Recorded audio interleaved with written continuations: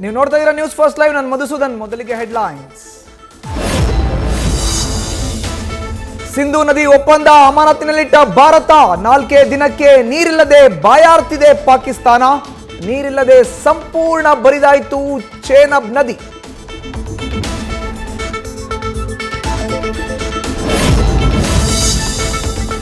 ಪಾಕ್ ಆಕ್ರಮಿತ ಕಾಶ್ಮೀರದಲ್ಲಿದ್ದ ವಾಚ್ ಟವರ್ನಲ್ಲಿ ಪಾಕ್ ಧ್ವಜ ಮಾಯ.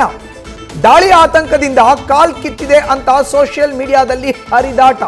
ಸುದ್ದಿ ಹರಡುತ್ತಿದ್ದಂತೆ ಮತ್ತೆ ಧ್ವಜ ಅಳವಡಿಸಿದ ಪಾಕಿಸ್ತಾನ.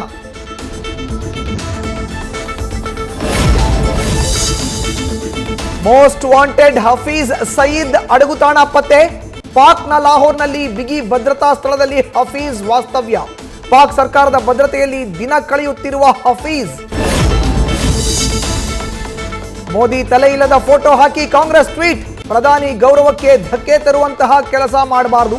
ತಮ್ಮದೇ ಪಕ್ಷದವರ ನಡೆಗೆ ಬೇಸರ ಹೊರಹಾಕಿದ ಎಐಸಿಸಿ ಅಧ್ಯಕ್ಷ ಮಲ್ಲಿಕಾರ್ಜುನ್ ಖರ್ಗೆ. ನ್ಯೂಸ್ ಫಸ್ಟ್ ನಿರ್ಭೀತಿಯಿಂದ ನಿಮ್ಮ ಪರವಾಗಿ.